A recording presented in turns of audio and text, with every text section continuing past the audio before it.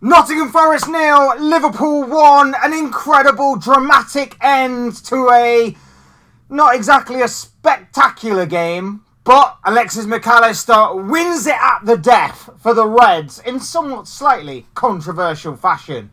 Hey guys, welcome back to the channel, welcome to another video. Today's video is going to centre around the instant match reaction to Liverpool's 1-0 victory at the City Ground against Nottingham Forest.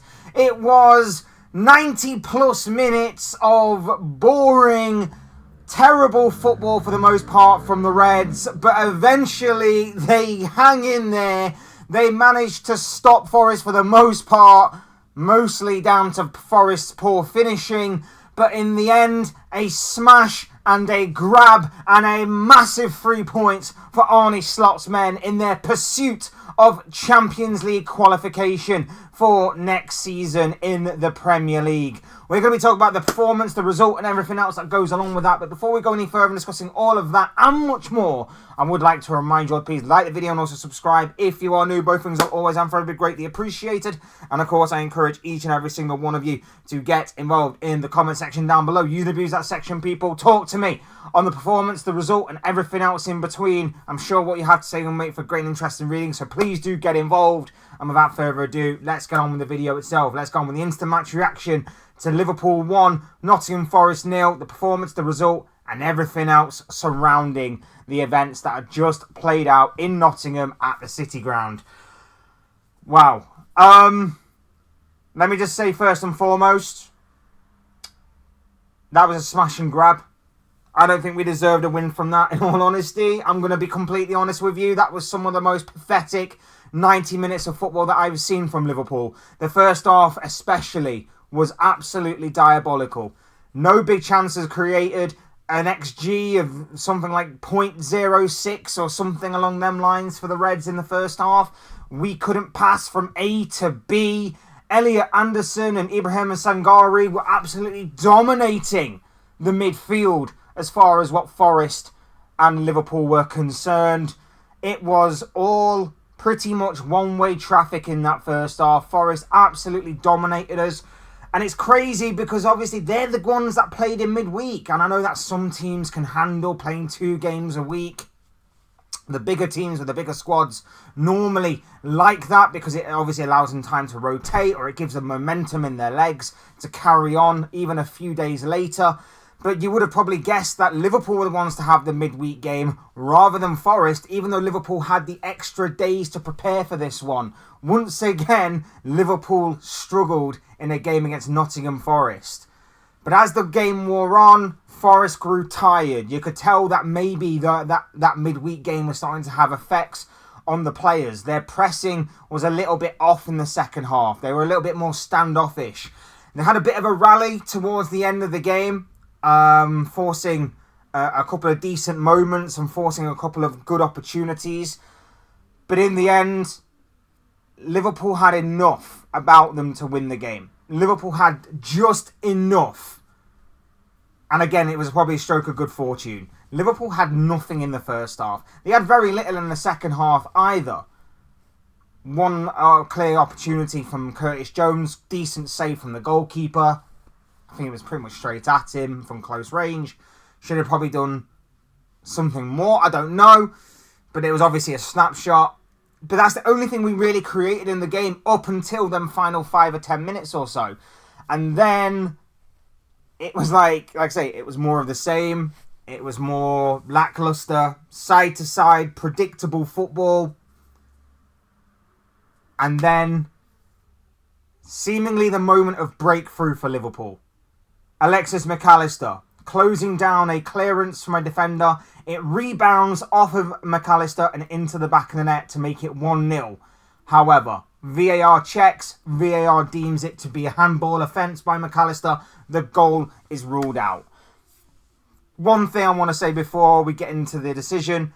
Rio Ngamoa. Brilliant little bit of play down the right-hand side. Creates the cross, creates the opportunity. I think it's Ekatike with the header. Good header, good save. And of course, the clearance then occurs and it hits Mac Allister on the elbow. Now, what I want to say is the decision's right. It seems harsh because it's not as if Mac Allister's gone to intentionally block the ball or use his arm, use his hand to obviously attack the ball. But it's the law of the game. If the ball hits the arm, elbow, hand, and directly goes into the back of the net, that is deemed offside. That is deemed handball. That is deemed handball, and the goal therefore is ruled out. Harsh, but it is the rule. It is unfortunately the rule. So I'm thinking Liverpool got away with it, and then of course the reality hits that VAR has ruled it out, and I'm thinking, okay, you know what? Thought we got away with it. Forest kind of deserves something from their efforts today. A point is awful for us. I'm prepared to go into this match reaction fuming. And I still am kind of fuming of the result. Of the performance. But then we got the result. Mac Allister again. Right place, right time. Cross from Szoboszlai. Very, very good. Van Dijk header. Saved again by the goalkeeper. And this time, Mac Allister gets there first, puts away the rebound, and it's 1-0 Liverpool. Is it offside? That was the big question. I thought, oh my God, we've actually done it. And then VAR is again checking for offside. Now, obviously what Sky Sports showed on the actual VAR cameras and the VAR technology the semi-automated offside technology is that it seems on. It seems as if it's onside by a toe. Literally, the Forest defender's toe is keeping Van Dijk in an onside position. But I have to say, upon seeing it with the naked eye, it does look like Van Dijk is offside. So whether it was a misleading camera angle, whether it was the right frame that the picture that I've seen get taken from, I'm not 100% sure.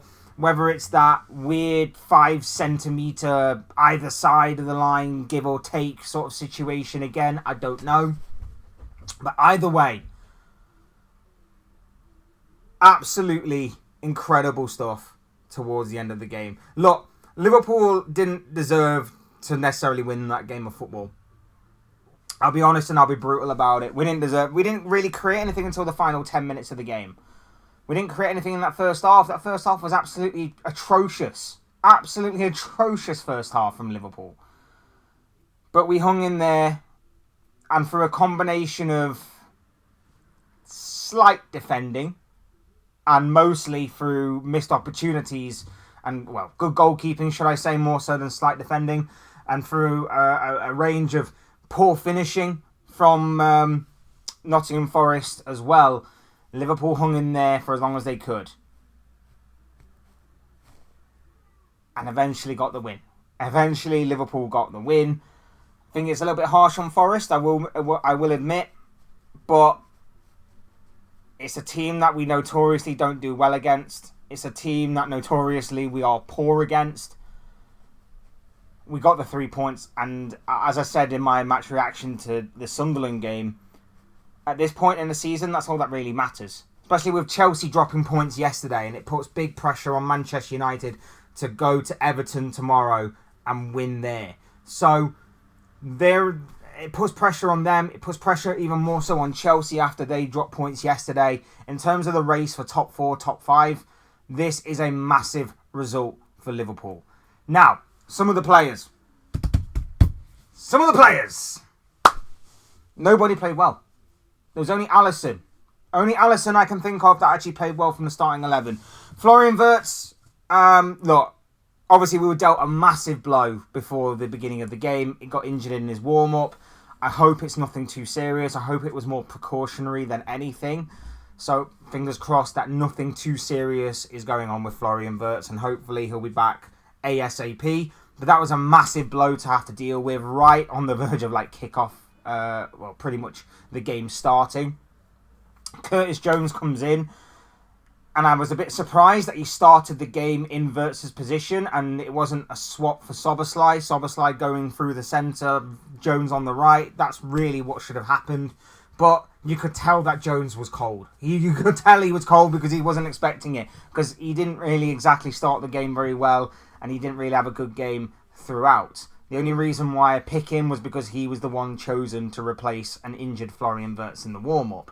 But nobody had a really good game. Mac Allister was slow. Gravenberch was slow. Like I say, they were getting dominated in that midfield by Elliot Anderson, who I think is a terrific player, by the way. I wouldn't mind him at Liverpool. And Sangare. Don't really have the same level of, hype for Sangare that I do Elliot Anderson, but those two in midfield really did control things, really did dominate that area, and they were allowing Forest to press, control, to do everything in that first half that stopped and neutralised Liverpool and also caused damage to that Liverpool back line. They were excellent in that first half. Defense-wise, like I say, Szoboszlai wasn't his best game, not his worst. Van Dijk and Konate, I thought Van Dijk was very good in this game. I thought there were a few crucial interceptions that he made to stop Forest from getting in on goal. Kerkez wasn't being helped out at all. Gakpo was terrible, as per usual. Every time he gets the ball, he's just so slow with it and he doesn't do anything with it. Salah, isolated. Our play, again, is so predictable. I mentioned earlier, it's side-to-side, pedestrian-like. But, again, with no Wirtz being in the middle today, our play was basically give the ball to Salah, give the ball to Gakpo, and hope something happens with them. Hope something happens with one of them. Pray and hope that one of them two can come up with something. Salah gets isolated way too much, so that avenue was closed down. And Gakpo makes the wrong decisions so much in the game that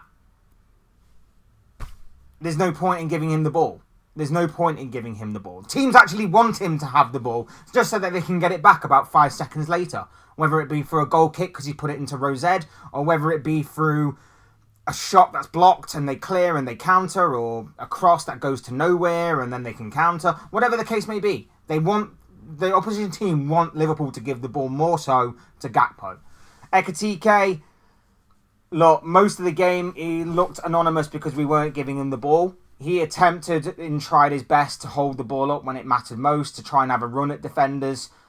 I'm not going to go in on Ekitike too much because we didn't give him the ball. We didn't give him the ball to do anything with. And ironically, this is the one player that I think, outfield player, that actually did well today. And it was a kid.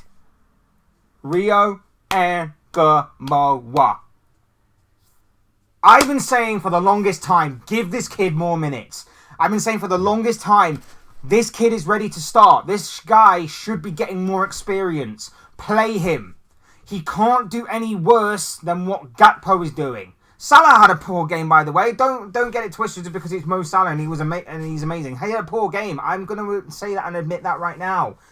Rio Ngamowa came on and in the short space of time that he had, did more than either of those two combined. He even set up the chance for the goal for for the chance for Ekitike that obviously fell to Mac Allister, blocked by his arm, the first disallowed goal. The little bit of play that he does, skips past his man down the right-hand side, lovely, delightful little cross into Ekitike, good header down, blocked, cleared, off of Mac Allister, into the back of the net, disallowed goal. Ngamowa starts that. Ngamowa looks like a neat little player, tidy, got a bit of skill, bit of flair, bit of pace to his game. I love all that. I want to see that more. Why do I want to see it more? Because Gakpo's not doing it. Salah's not doing it. We needed that earlier. I even said that when Aina got booked for the longest pull of a shirt ever on Ekitike, it was almost like that pull of the shirt was almost like he was just skiing. He was skiing on grass, just being pulled along by Ekitike. It's quite funny, really. But even that, Ekitike has to dive for that to be given. Like, the ref can't just go, yellow card, cynical foul. He has to fall onto the floor in order for it to be given. Joke. But even when Aina got booked for that, I said, put Ngamowa on and let him run at him. Now, he does put him on, but he puts him on the right-hand side for some reason rather than the left. Don't know why. But, yeah, he puts him on. And I was like, put him on on that left-hand side. Have him run at Aina, force him back, and if he has a one-on-one, I would back Ngamoa to go past Aina and Aina to try almost commit a foul, or at least consider committing a foul. I said that, it needed to happen, it didn't happen for a while, but when he came on, he did a lot. He did a lot. And that's what I want to see more. I want to see more of Rio Ngamoa, and I hope and I pray that we get to see more of him. Because, like I say, we need something different in those wide areas, especially if Florian Wirtz isn't playing. Because our play is too predictable, our play is too sideways, our play is just get the ball to our wingers and hope they do something. That is what our hope is, and I've said that time and time again this season, and yet nothing is being done about it unless Florian Wirtz is in the middle. And if he's missing, we go back to square one again. Pass the ball to the right. Does Salah do something? No. All right, get back and defend. Oh look, they've had a good attempt on goal. Get the ball to the left. Has Gakpo done anything? Yep, he's just put the ball into row Z. Great, get back and defend then. It's boring. So boring. And it was constant and consistent throughout the entirety of the game. And we get away with it today because Forest couldn't finish their chances. And because they made a very small but very critical error in defending a cross that seemingly is onside according to semi-automated technology. I'm just going to throw that out there just in case there's an element of doubt. I'm sure there'll be a lot of people with tinfoil hats on and conspiracy theorists and whoever else that are claiming that Liverpool are back and all of that kind of stuff. So we shall see. We shall see on that one. But happy with the result. Frustrated with the performance.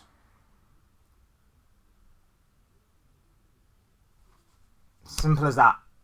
Big 3 points though. Big 3 points. But we need to be better. We need to be better. Look, those are just thoughts, comments, opinions, predictions, feelings, whatever you want to call it, of this guy. I want to know what you guys are thinking and feeling. Let me know in the comment section down below what you made of the performance, the result, and everything else that goes along with what just played out at the City Ground between Nottingham Forest and Liverpool, as Alexis Mac Allister was the difference maker on the day. Otherwise, hit the like button on the way. If you enjoy the video, subscribe if you are new. Both things are always and forever greatly appreciated. As always, thank you all so much for watching and listening. I've been Fletch. This has been another instant match reaction to Liverpool 1, Nottingham Forest 0. Big 3 points for the Reds. I'll see you all again soon in another video or live stream or whatever it may be. Cheers, guys. Thanks for watching. Take care of yourselves. Enjoy the rest of your day. I'm off to watch Arsenal versus Tottenham. North London derby.